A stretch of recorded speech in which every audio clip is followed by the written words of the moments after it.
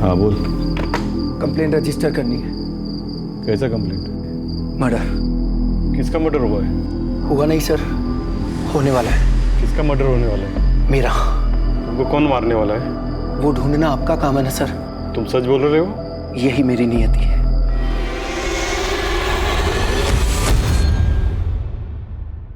नियति, इस एक शब्द के इर्द गिर्द इंसानी जीवन का ताना बाना बना हुआ है। नमस्कार, आदाब, मैं अनूप सोनी क्राइम पेट्रोल सतर्क के ब्लैक हेडलाइंस अध्याय के आज के एपिसोड में आप सबका स्वागत करता हूं। आज की इस चौंका देने वाली ट्विस्ट और टर्न से भरपूर कहानी में आप नियति का वो खेल देखेंगे जो वाकई में हम इंसानों के वश में नहीं।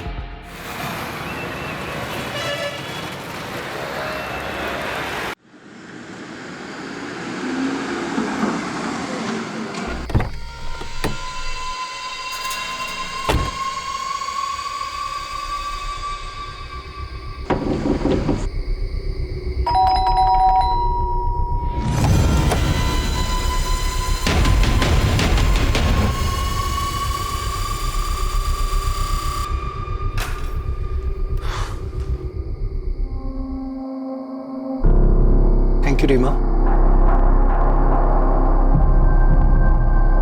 रीमा, चलो जाओ अपने कमरे में। जी भैया।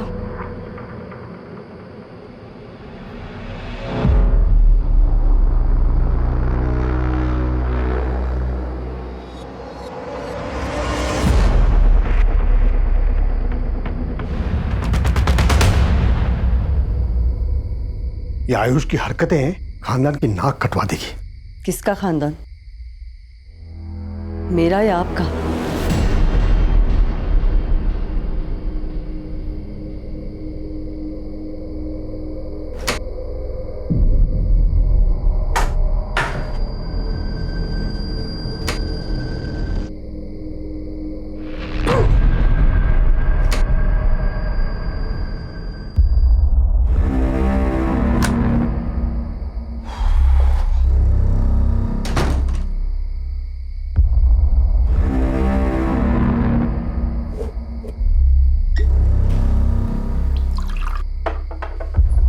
अरे रीमा, बर्फ लाओगी?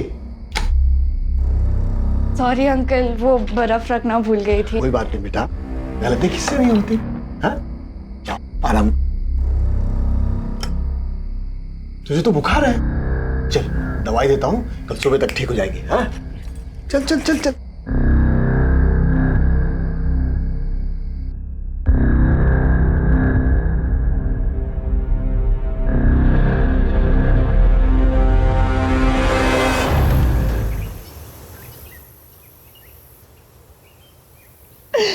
मम्मी, मोहित बहुत बुरा है। मैंने उस पे कितना भरोसा किया था। उसके कहने पर उसके साथ घर छोड़ के भाग गई, उससे शादी की। मैंने बहुत बड़ी गलती कर दी मम्मी। काश मैंने आपकी बात मान ली होती। अब मैं उसके पास कभी वापस नहीं जाऊंगी। नंदी, ये क्या है नंदी? हमारा थोड़ा झगड़ा क्या हो गया, तुम घर छोड़कर चली आई। चलो कोई बात नहीं, घर चलो।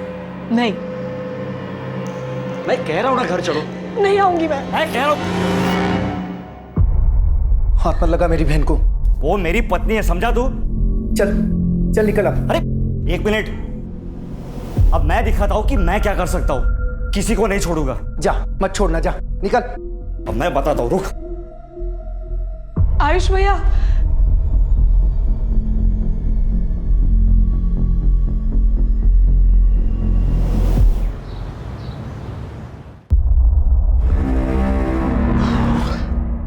सुनिए, पेशेंट को 3 दिन अंडर ऑब्जर्वेशन रखना है।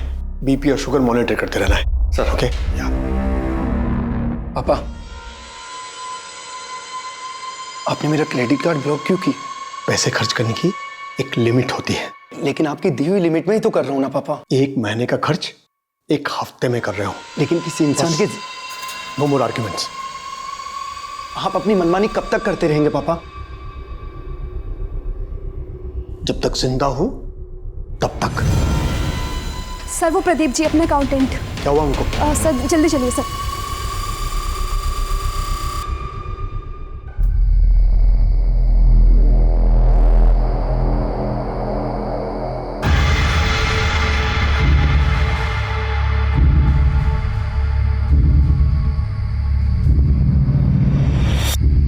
सुन, चला बैठते हैं।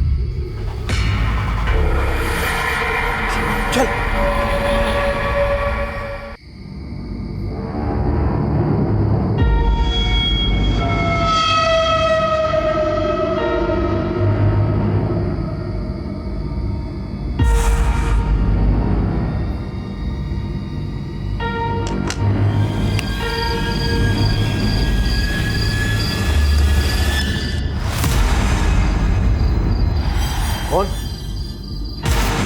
कौन है तू? ए, पीछे हटो, पीछे हटो कह रहा हूं मैं। तू?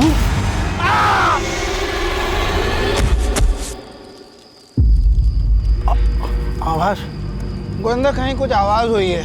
अरे कोई आवाज वाज नहीं है, तुझे चढ़ गई है। चुपचाप दारू का मजा ले। अरे इतनी भी नहीं चढ़ी है। हो गया, मैं देख के आता हूँ।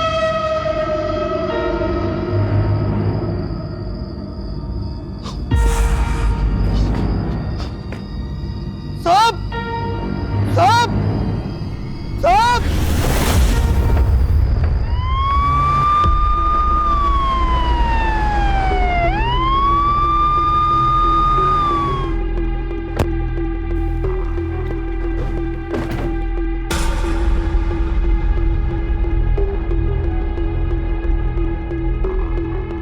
सर ये तो डॉक्टर सुजीत है, हमारे प्रदेश के बहुत बड़े सर्जन हैं। इंदौर में खुद का हॉस्पिटल भी है सर। इनके परिवार में कोई? सर मैं राकेश, सर मैंने ही आपको फ़ोन किया था। सर अंदर।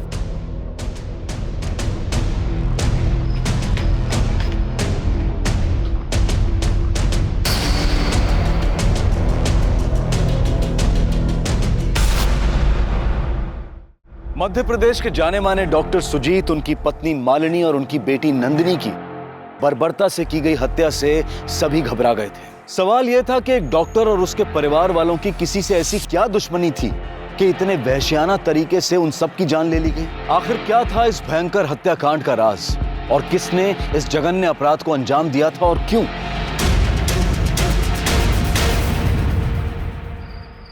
घर में और कौन कौन है? सर मैं रहता हूँ और सुजीत अंकल का बेटा आयुष। कहाँ पे वो?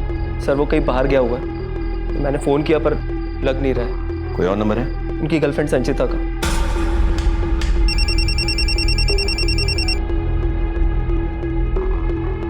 राकेश भैया जी, राकेश भैया। संचिता, आयुष है? आयुष तो नहीं है। हाँ एक मिनट। हाँ नाम लो, शैतान हाजिर। राकेश भैया का फोन है, तुम्हारा फोन नहीं लग रहा है, बात करो। हाँ राकेश, कहाँ है यार तू? जल्दी आ, यहाँ बहुत गड़बड़ हो गई है, पुलिस भी आई हुई है। क्या? Hey Ayush, thank you so much यार हेल्प करने के लिए। अरे यार ये सब बातें बाद में करना, आयुष के घर पे पुलिस आई है। चल यार जल्दी। क्या पुलिस? हाँ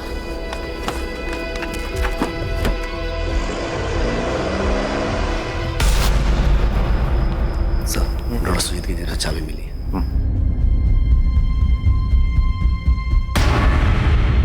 कौन कौन काम करता है इस घर में? साहब मैं वॉचमैनी करता हूँ और माला यहाँ काम करती है जो दिन में ही चली जाती है। घर में इतनी बड़ी वारदात हो गई, कहाँ पे थे तुम? अब मैं इनके पास था। इनके साथ कहाँ पे थे? बगल वाले बंगले में। तुम्हारे साथ था? हाँ साहब, ये मेरे साथ ही था। क्या कर रहा था वहाँ पे? ऐसे दारू पी रहा था? नहीं। बाहर का मेन गेट तो खुला हुआ था क्योंकि तुम बगल वाले बंगले में दारू पी रहे थे, लेकिन अंदर का जो ये दरवाजा है घर का, ये बंद था या खुला था? बंद था साहब। पक्का? पक्का।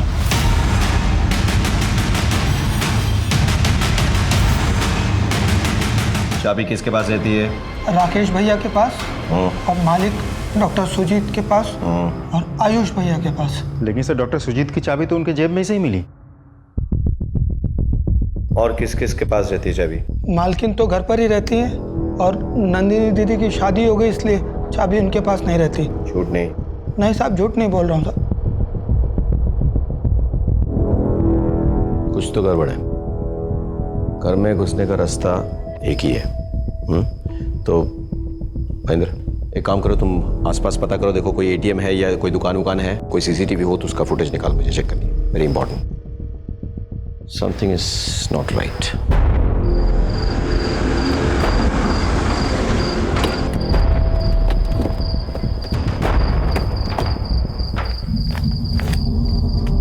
पापा, पापा, आयुष, माँ, नंदनी,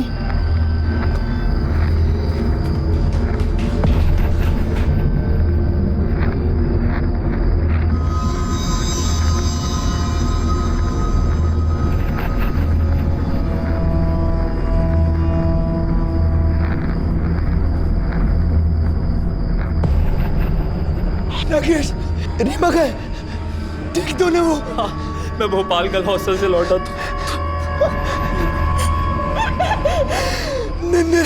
ऊपर तिजोरी खाली पड़ी है। Ayush, Ayush, I am sorry, तुम्हें मेरे साथ आना पड़ेगा।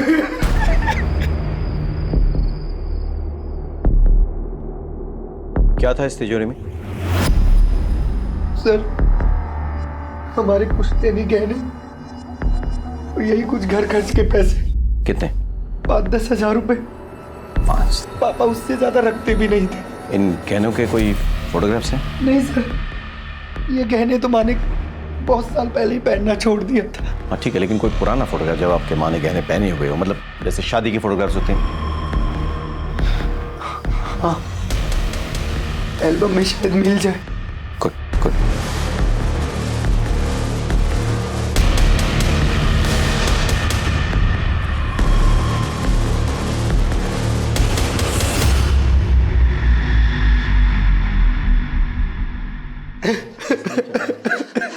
संदीप, मोहित, तुम यहाँ क्यों आई? अगर तुम हमारे घर होती तो आज ये सब नहीं होता Nandi. Excuse me, don't touch the body, please don't touch the body.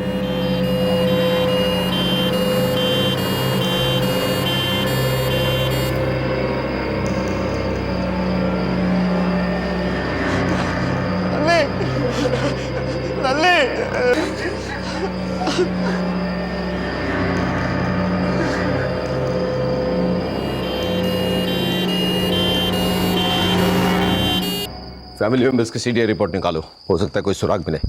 और एक टीम को डॉक्टर सुजीत के अस्पताल भेजो, पता करो किसी इलाज में कोई प्रॉब्लम हुआ है कि नहीं। आजकल ऐसे केसेस बहुत हो रहे हैं जहाँ पे अगर कुछ हो जाता है तो पेशेंट्स डॉक्टर को जिम्मेदार ठहराते हैं और हंगामा करते हैं। Okay, let's go down with, come on sir.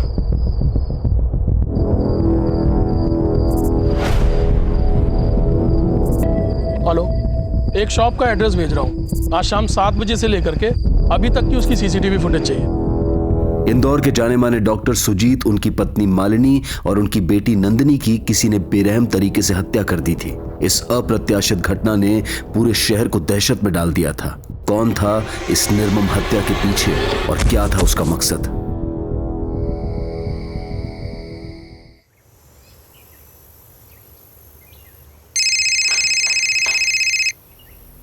Rakesh भैया, आपका फोन बज रहा है। राकेश जी, मैं भोपाल के गर्ल्स हॉस्टल से बोल रही हूँ। जी।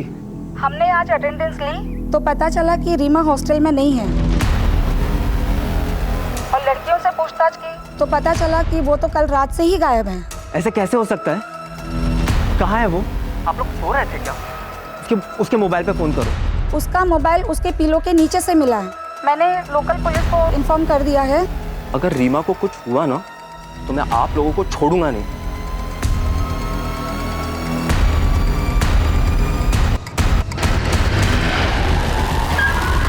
जैन सर। जैन सर, मैंने वॉचमैन और पड़ोसियों से पूछताछ की तो पता चला कि नंदिनी ने घर से भाग के मोहित से शादी की थी। अच्छा? यस सर, दोनों के बीच इन दिनों काफ़ी झगड़े चल रहे थे। जब नंदिनी को अपनी गलती का एहसास हुआ तो मायके वापस चली गई थी। सर, पोस्टमार्टम रिपोर्ट अभी बन रही है सर। डॉक्टर का कहना है कि जिस तरीके के घाव के निशान हैं वो किसी नौसिखिए का काम हो सकता है, क्योंकि कोई भी प्रोफेशनल किलर इस तरीके से वार नहीं करता। एक बात और सर, किसी भी डेड बॉडी पर उनके खुद के फिंगरप्रिंट्स के अलावा कोई और फिंगरप्रिंट्स भी नहीं है। मेरा शक सही निकला। ये महज मर्डर या डकैती का मामला नहीं है, ये एक दिखावा है, मामला कुछ और है। Excuse me sir. Hello sir, एक इन्फॉर्मेशन देनी है। एक मिनट, बोलो। सर, राकेश की बहन रीमा अपने गर्ल्स हॉस्टल से गायब है। राकेश से बात की? सर, कोशिश की मैंने, और वो खुद परेशान है, किसी से बात नहीं कर रहा। ठीक है, हम आते हैं। चलो लेट्स गो बॉयज।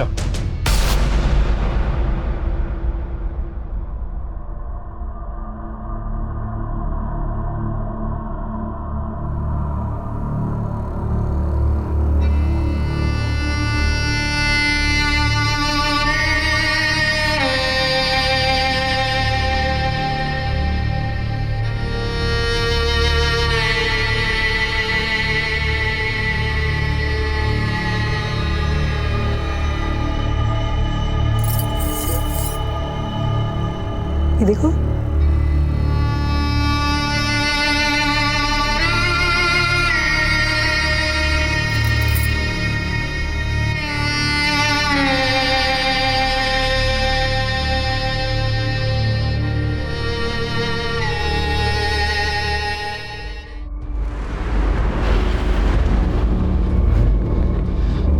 सर, अच्छा हुआ आप आ गए सर। सर, मेरी बहन खो गई है भोपाल गर्ल हॉस्टल से। क्या नाम है तुम्हारी बहन का? रीमा। एक काम करो, रीमा का फोटो ले लो और तमाम पुलिस स्टेशन में कांटेक्ट करो, और भोपाल पुलिस से भी कांटेक्ट करो और खबरियों से बात कर लो। हाँ,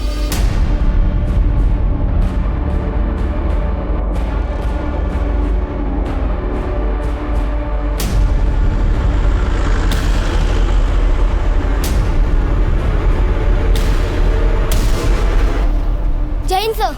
जैन बेटा, आप पुलिस इंस्पेक्टर हो ना? सो तो हूँ। ये चिट्ठी है। चिट्ठी किसने दी?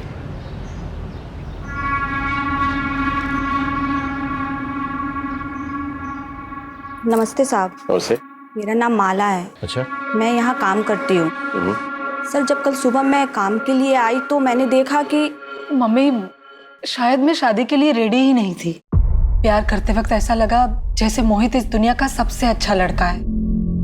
उसके साथ शादी करके मैं हमेशा खुश रहूंगी, लेकिन सच्चाई कुछ और ही निकली। फिर क्या पिछले 1.5 साल से तुम लोग सिर्फ लड़ते रहे? नहीं मम्मी, ज्यादातर वक्त तो हम खुश ही थे, लेकिन अभी अभी बहुत झगड़े होने लगे हैं। तो फिर उन पलों के खातिर अपने रिश्ते को और एक मौका दो, देखना खुशियाँ फिर लौटेगी। साहब, माँ के कहने पे नंदिनी दीदी तो कल सुबह ही अपने पति के घर चली गई थी। जी साहब।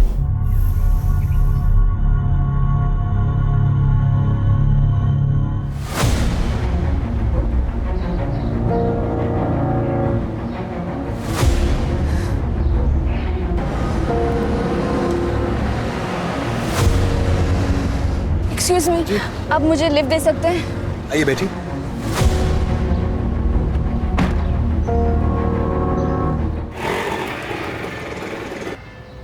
कितना?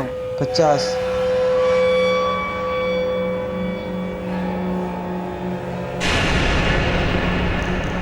सर, आप यहाँ? हमें तुमसे कुछ बात करनी है मोहित। हाँ हाँ, अंदर आइए ना। आइए सर। अरे सर, वो कल रात को मैं आके लगता। अब आइए ना, बैठिए ना सर। वैसे भी सर, मैं आपके पास कल रात को आने ही वाला था।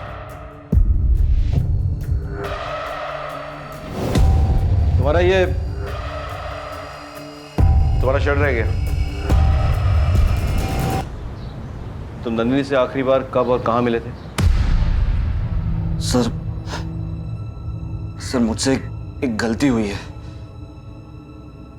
कल नन्नी यहाँ आई थी।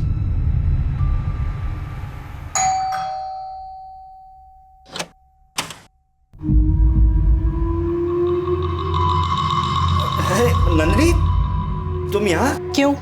मेरा घर है, मेरा पति है, आऊंगी नहीं क्या? अरे आ सकती हूँ, पर मैं क्या कह रहा था कि आओ ना, बैठकर बात करते। पहले तुम ये बताओ कि तुम बिना शर्ट के क्यों घूम रहे हो? कितनी ठंड बढ़ गई है तुम्हें पता है? बीमार पड़ना है क्या? अच्छा चलो, मैं सामान रख के आती हूँ। अरे तुम थक गई होगी, आओ बैठते। तुम इतना अजीब बिहेव क्यों कर रहे हो मोहित? और मुझे अपनी बेडरूम में जाने से क्यों रोक रहे हो? मैं सामान रख के आ रही हूँ ना। नंदी, मेरी बात सुनो नंदी। नंदी,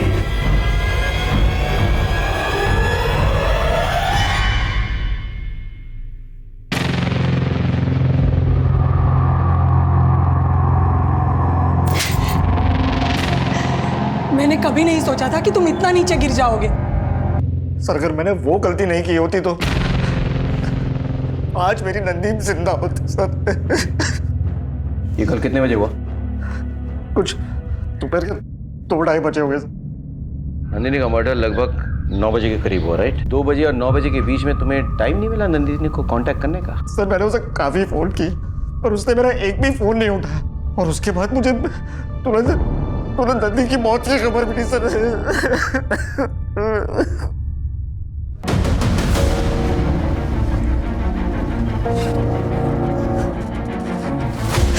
आप ठीक तो है ना? हाँ। सर, डॉक्टर सुजीत के घर से कुछ दूरी पे लगे सीसीटीवी कैमरे की फुटेज देखो।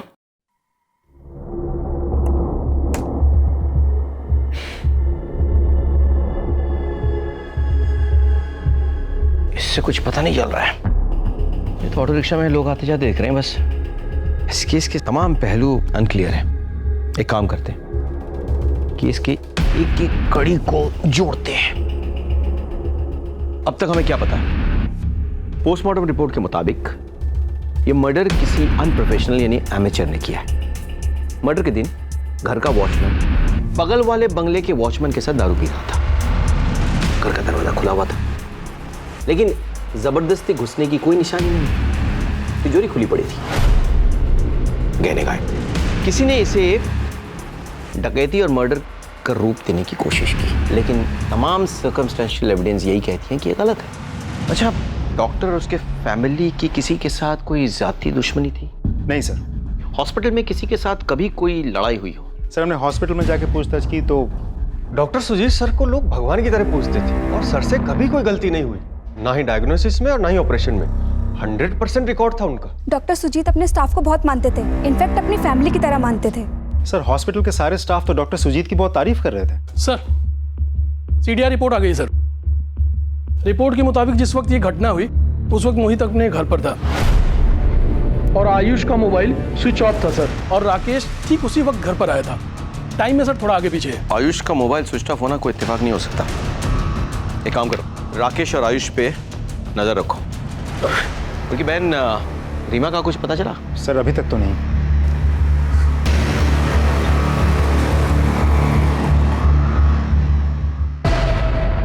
आप ये कहाँ ले जा रहे हैं? उस रास्ते पे गड्ढे और ट्रैफिक बहुत है, यहाँ से शॉर्टकट है, जल्दी पहुंचेंगी आप।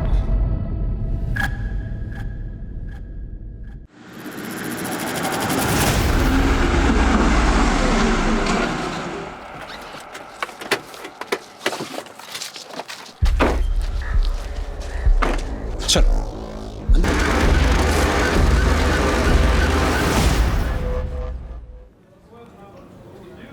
सर मैं अंदर आ सकता हूँ? हाँ आइए। जय हिंद सर। जय हिंद। मैं पांडे, पलासिया पुलिस स्टेशन। जी। डॉक्टर सुजीत मर्डर केस के बारे में हमारे पास जानकारी थी। अच्छा। व्हाट? आयुष ने अपनी मर्डर की एनसी लिखवाई है? कंप्लेंट रजिस्टर करनी। कैसा कंप्लेंट? मर्डर। पर किसका मर्डर होने वाला है? मेरा।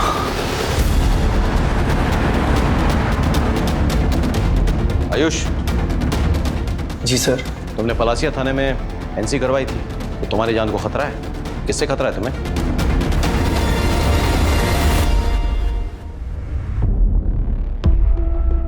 मतलब तुम्हें डॉक्टर सुजीत से खतरा था? कहीं ऐसा तो नहीं कि डॉक्टर सुजीत तुम्हें मार डाले, इस डर से तुमने उन्हें पहले मार दिया?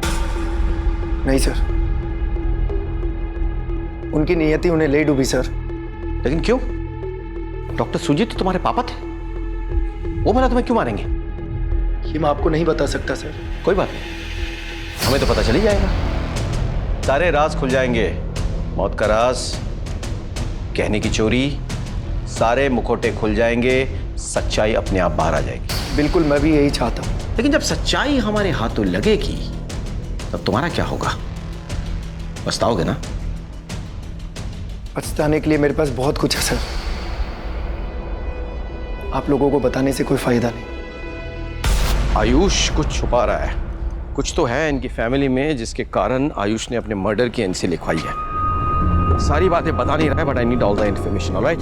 एज सून एज पॉसिबल पता करो।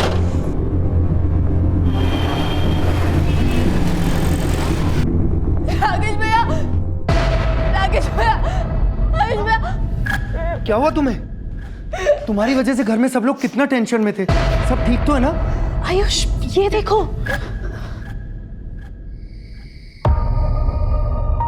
रीमा, बेटे तुम्हारे साथ जो कुछ भी हुआ बहुत बुरा हुआ, लेकिन बिना बताए इस तरह से हॉस्टल से तुमको नहीं भागना चाहिए था। टीवी पर खबर देखी तो पता चला कि अपने घर में 3 मर्डर हुए। मुझे कुछ समझ में नहीं आ रहा था मैं क्या करूं। बहुत घबरा गई थी। हॉस्टल वालों को पूछती तो जब तक राकेश भैया लेने नहीं आते तब तक वो मुझे नहीं निकलने देते। इसलिए मैं किसी को बिना बताए चला गया। बेटे तो सब ठीक हो जाएगा। हम लोग हैं, will take care of you, ठीक है? डरो मत। बेटे तुम्हारे भैया कहाँ पे हैं?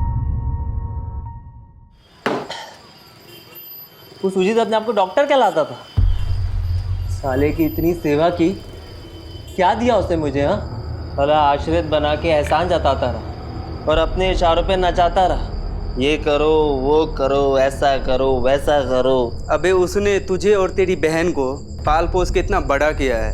आज ही उनका दाह संस्कार हुआ है तो उन्हीं के पैसों के पी के उन्हीं को गाली दे रहा है। अच्छा वह मर गया साला, और तू अपना मुंह बंद रखा कर। तेरे को पैसे चाहिए ना, ये ले, ये रख। ये भी ले, खुश? अब दोबारा कभी मुझे रोकना नहीं और टोकना नहीं, समझा? अब वैसे भी बहुत जल्द मैं इसी बार में विदेशी पीऊँगा। तू जानता नहीं है, मेरी किस्मत आधी खुल चुकी है और आधी खुलने वाली है।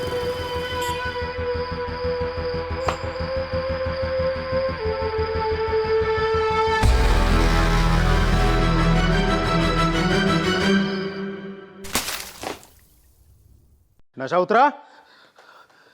चला बता, बार में बैठ के डॉक्टर सुजीत को गालियां क्यों दे रहा था? और तेरे पास 2-2 हजार के नोट कहां से आए रे?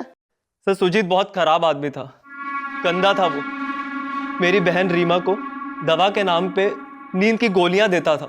चल दवाई देता हूँ, कल सुबह तक ठीक हो जाएगी। हाँ चल चल चल चल। और देर रात उसके कमरे में जाकर उसको इधर उधर हाथ लगाता था।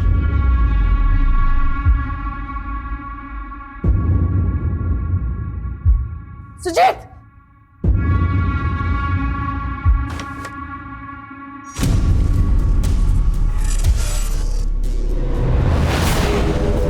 तुम अपनी बहन को कहीं और रखो, किसी गर्ल्स हॉस्टल में। और हाँ, सुजीत की हरकतों के बारे में उसे मत बताना, वरना उसका इंसानियत से विश्वास उठ जाएगा। सर सुजीत की हरकत देखकर किसी भी भाई को गाली देने का मन करता, मेरा भी किया। और पैसे? रीमा की हॉस्टल फीस के लिए मालिनी आंटी ने पैसे दिए थे, और अब रीमा ही हॉस्टल से वापस आ गई थी तो मैंने वो पैसे दारू में खर्च कर दिए।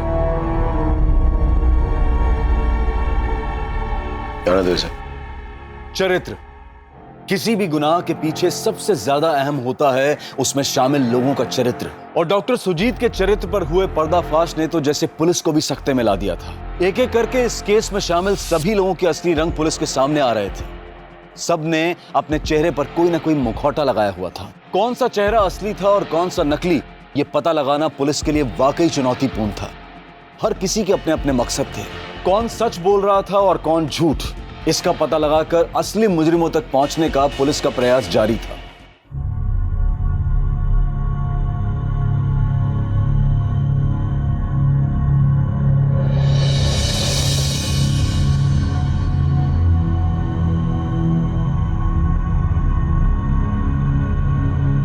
सर लिस्ट में जितने भी नंबर्स हैं।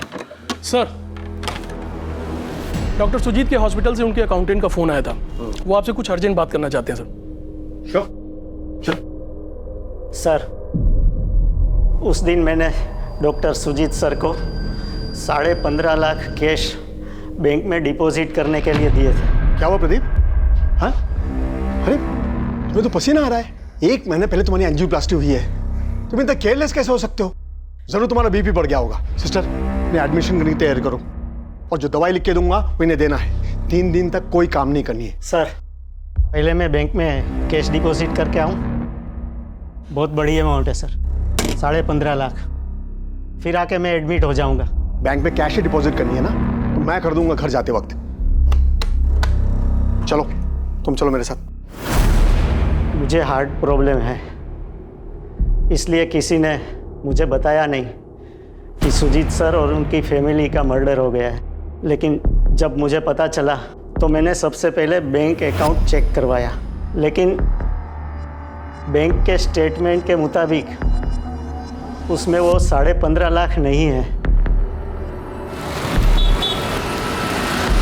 हाँ सर, डॉक्टर सुजीत आए थे कैश डिपॉजिट कराने के लिए, पर सर ट्रांजैक्शन का वक्त ख़त्म हो गया था तो हम उनका कैश डिपॉजिट नहीं कर पाए। कितना कैश डिपॉजिट करने आए थे वो? सर उन्होंने कुछ बताया नहीं कितना कैश था। कोई था उनके साथ या अकेले आए थे? सर वो अकेले ही आए थे, कोई भी साथ में नहीं था। जिस दिन डॉक्टर सुजीत की हत्या हुई थी उस दिन वो 15.5 लाख रुपए लेकर घर आए थे। कहाँ है वो पैसे? 15.5 लाख? सर पापा इतने पैसे घर में कभी रखते ही नहीं थे। मैंने पूछा कहाँ है वो 15.5 लाख रुपए? सर मैं सच बता रहा हूँ, मुझे कुछ नहीं पता। अगर तुमसे कोई गलती हुई हो तो हमें बता दो, डरने की बात नहीं है, हम तुम्हारी मदद करेंगे। बताओ। लेकिन सर आप कौन से 15.5 लाख की बात कर रहे हैं, मुझे पता ही नहीं। मैं वही 15.5 लाख की बात कर रहा हूँ जो डॉक्टर सुजीत अस्पताल से निकालकर बैंक में डिपॉजिट करने गए थे और उसके बाद उसे घर लेके आए थे। सर, एक ज्वेलर आया है, चोरी हुई गहने की जो फोटोज हमने भेजी थी उसके बारे में कुछ कहना चाहता है। बुलाओ उसे। सर अभी एक आदमी दुकान पर आया था, आपने जैसी पिक्चर भेजी थी वैसे ही पुराने गहने बेचने आया था जी। मैंने कहा कि पैसों की व्यवस्था करने के लिए थोड़ा समय दे दो। Very good. अब एक काम कीजिए, उससे कहिए कि आपको वो दुकान के पीछे मिले। जी। उसे कहना कि दुकान के अंदर सीसीटीवी कैमरा है। हाँ? और बिना कागजात के खरीदारी करेगा तो फंस जाएगा। जिस ज्वेलरी शॉप की तलाश में पुलिस लगी हुई थी, आखिरकार पुलिस को वो लीड मिल ही गई, जिससे वो ज्वेलरी भी मिली और वो चोर भी।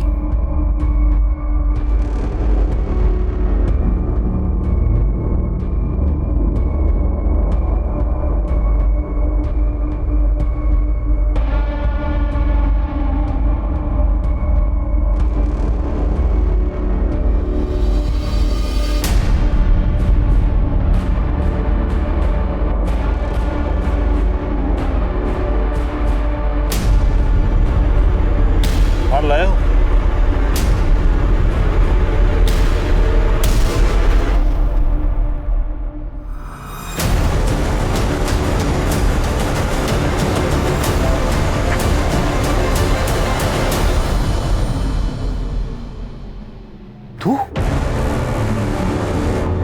तूने गहने और उसके साथ कैश भी चुराया, और सिर्फ चुराया नहीं, तूने उस घर के 3 मेंबर को मार डाला जिन्होंने तुझे और तेरी बहन को आसरा दिया था। सर मैंने सिर्फ गहने चुराए हैं, ना मैंने मर्डर किया है और ना ही मैंने पैसे चुराए। सर वहाँ पे पैसे थे ही नहीं। सर मैं रीमा को भोपाल गर्ल हॉस्टल जब छोड़कर वापस आया,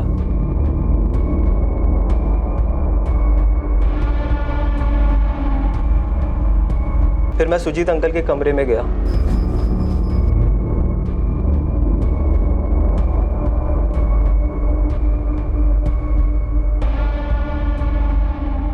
साहब मैंने मर्डर नहीं किया साहब, मैंने मर्डर नहीं किया। इसकी पूछताछ जारी रखो अलग तरीके से। राकेश के सामान की छानबीन करो, उसकी बहन रीमा का भी। राकेश का कहाँ आना जाना है, किसके साथ उठना बैठना है, कहाँ मिलना जुलना है, हर चीज पता करो। कहीं ना कहीं कैश छिपाया होगा उसने। मोहित के घर भी छान मारो, संजीता के घर भी सर्च करो। ये 15.5 लाख कैश हमें मिलनी चाहिए। इस केस का सबसे बड़ा ट्विस्ट है वो 15.5 लाख रुपए।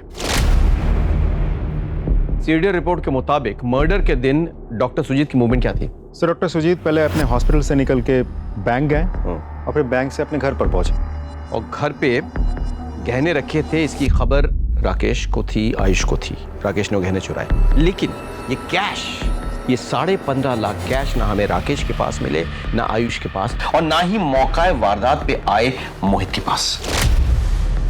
एक काम करो महेंद्र, अस्पताल और बैंक के सीसीटीवी फुटेज निकालो, मुझे चेक करना है। सर आपका शक सही निकला। डॉक्टर सुजीत की फैमिली में वाकई बहुत राज छुपे हैं। एक्चुअली इनकी फैमिली का एक राज है सर। कैसा राज? आयुष सुजीत का अपना बेटा नहीं है, वो मालिनी की नाजायज औलाद है।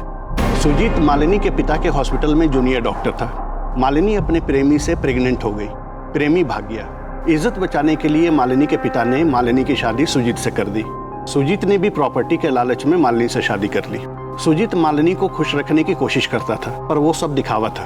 वो तो मालिनी के पैसे लेकर अय्याशी में उड़ा दिया करता था। इसलिए उन्होंने विल बनाने की बात की। मैंने ही विल बनाई थी।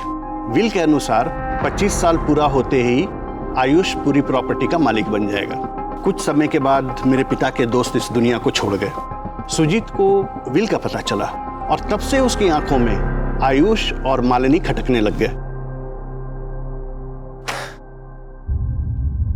मुझे पता था सर कि आपको पता लग ही जाएगा, लेकिन सच तो यह है कि मेरे बाप ने मेरी मां को इतना टॉर्चर किया था कि मेरी मां एक अलग ही जोन में चली गई। वो इतनी गुमसुम रहने लगी थी, कभी किसी से बात ही नहीं करती थी। पूरी दौलत हथियाने में सबसे बड़ी रुकावट सिर्फ और सिर्फ मैं ही था। कहानी इंटरेस्टिंग है, लेकिन इससे तुम बेगुनाह साबित नहीं हो जाते, बल्कि और बड़े सस्पेक्ट बन जाते हो। तुमने डॉक्टर सुजीत को मार डाला, मालिनी और नंदिनी ने वो देख लिया, यानी कि वे विटनेस बन गए। मजबूरन तुमने उन विटनेसेस को खत्म कर डाला, है ना? एक भरे पूरे परिवार की हत्या, 15 लाख रुपए की चोरी, रीमा की इज्जत पर की गई घिनौनी कोशिश। ऐसा लग रहा था जैसे पुलिस एक साथ कई केसेस सॉल्व कर रही थी। इन सब की कड़ी एक दूसरे से बड़े ही पेचीदा तरीके से जुड़ी हुई थी। पर अब सवाल यह था कि क्या पुलिस इस गुत्थी को सुलझा पाएगी?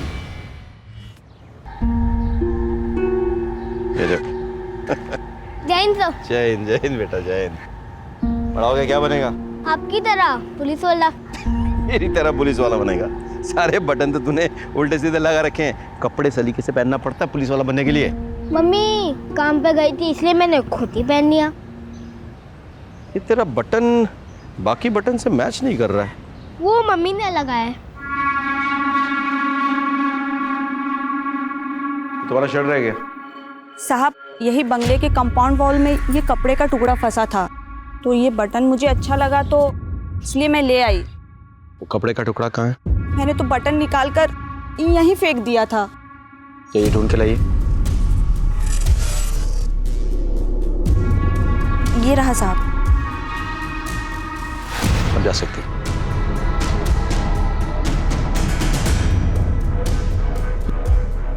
सर, ये शर्ट का टुकड़ा मेरा नहीं है। फोरेंसिक के रिपोर्ट से साबित हो जाएगा ये टुकड़ा तेरे शर्ट का ही है। बोल डाल, सच बोल।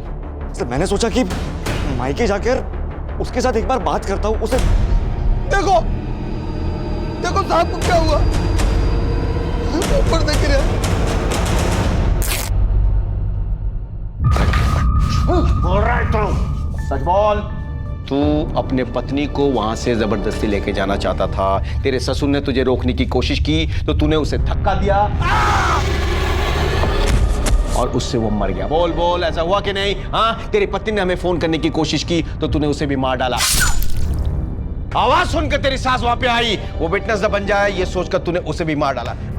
सच है कि नहीं? सर, ये सच नहीं है सर। 15.5 लाख कहाँ पे है? बोल। सर, इस बारे में मुझे कुछ नहीं मालूम। महेंद्र सर, अपने स्टाइल में इंट्रोगेशन जारी रखो जब तक ये सच नहीं उगल देता। सर, मेरी बात।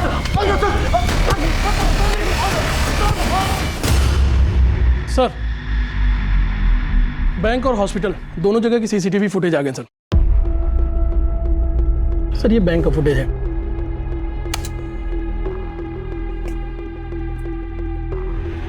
यहाँ पे क्या कर रहा है?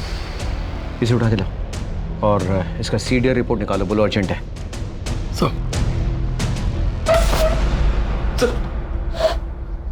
सर, मुझे यहाँ क्यों लाया? मैंने क्या किया? तूने क्या किया? तूने पैसे चुराए। कौन से पैसे? 15.5 लाख रुपए जो तूने डॉक्टर सुजीत से चुराए। कहाँ पे है वो पैसे? सर, मुझे नहीं पता। नहीं चुराए? हाँ, तू जानता था डॉक्टर सुजीत 15.5 लाख रुपए कैश लेकर बैंक गए, पता था कि नहीं? नहीं सर। महेंद्र, इसे क्लिप दिखाओ जरा।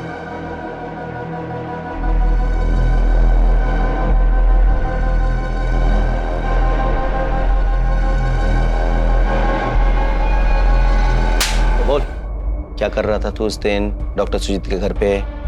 सर मैं वहां गया ही नहीं। हमारे पास सारे एविडेंसेस हैं, समझा? टाइम, लोकेशन, सब कुछ। तेरा मोबाइल खुद चल के तो नहीं गया था उसके घर? बता दे, देख बता दे। सर मत मारिए, बताता हूँ। प्लीज सर मत मारिए सर, सब बताता हूँ सर, सब बताता हूँ। सर मुझे दारू, ड्रग्स और लड़कियों पे पैसे उड़ाने की लत लग गई थी सर। मुझ पे बहुत सारा लोन चढ़ गया था और जिन लोगों से लोन लिया था वो जान के दुश्मन बन गए थे। आए दिन जान से मारने की धमकी देते थे सर। मैं बहुत परेशान हो गया था, क्या करूँ कुछ समझ नहीं आ रहा था। अचानक सुजीत अंकल के पास इतना सारा कैश देख के लगा कि अगर ये पैसे मुझे मिल जाए तो अपनी जान बच सकती। मैंने आयुष को कई बार देखा था, वो अपने घर की चाबी अपनी कार की चाबी के साथ एक ही की चेन में रखता है सर। मैंने प्लान बनाया, मैं किसी तरह आयुष की कार ले गया, सुनसान जगह सर कार पार्क की और मैंने एक चाकू खरीदा। मंकी कैप पहन के मैं सुजीत अंकल के घर में घुसा सर, चाबी से दरवाज़ा खोला और धीमे पाँव रूम में रखे सर। जैसे ही मैं लॉकर के पास पहुंचा, इत्तेफाक से सुजीत अंकल भी वहीं थे। पीछे हटो कह रहा हूं मैं। तू ये काम कब से करने लगा?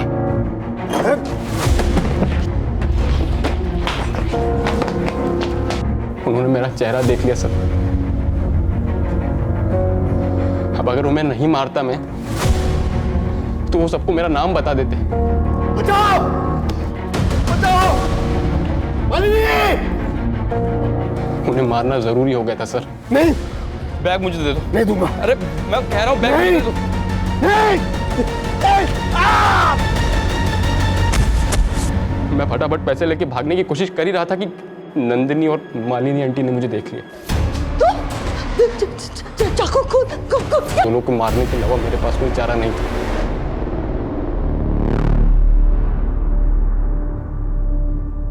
जीवन के बुनियादी रिश्तों को दांव पर लगाने वाले इस उलझे हुए केस को पुलिस ने अपनी मेहनत और सूझबूझ से सुलझा दिया। असली अपराधी को सबूतों के साथ अदालत में पेश किया और उन्हें कानून से सख्त सजा दिलवाई। इन सब का नतीजा देखकर तो एक ही बात मन में आती है कि काश इन लोगों ने थोड़ी सतर्कता दिखाई होती। काश डॉक्टर सुजीत और आयुष ने अभिषेक के पैसों के लालच को समझा होता। काश नंदिनी लव मैरिज को सुलझे हुए ढंग से हैंडल करती। काश रीमा सुजीत के मन में छिपे हुए पाप को जान पाती। काश आयुष अपनी मां को अत्याचारी बाप से अलग करता और काश अभिषेक अपने लालच पर कंट्रोल रखता तो आज डॉक्टर सुजीत, मालिनी, नंदिनी जिंदा होते। ये लोग तो सतर्क नहीं रहे, लेकिन आप और हम सतर्क रहकर आने वाले खतरे से अवश्य बच सकते हैं। अब मैं अनूप सोनी आपसे विदा लेता हूं। आपसे फिर मुलाकात होगी क्राइम पेट्रोल सतर्क के ब्लैक हेडलाइंस अध्याय में एक और नए केस के साथ। और याद रखें, क्राइम और आपके बीच में सिर्फ इतना फर्क है कि आप कितने सतर्क हैं। सतर्क रहें, सुरक्षित रहें। जय हिंद।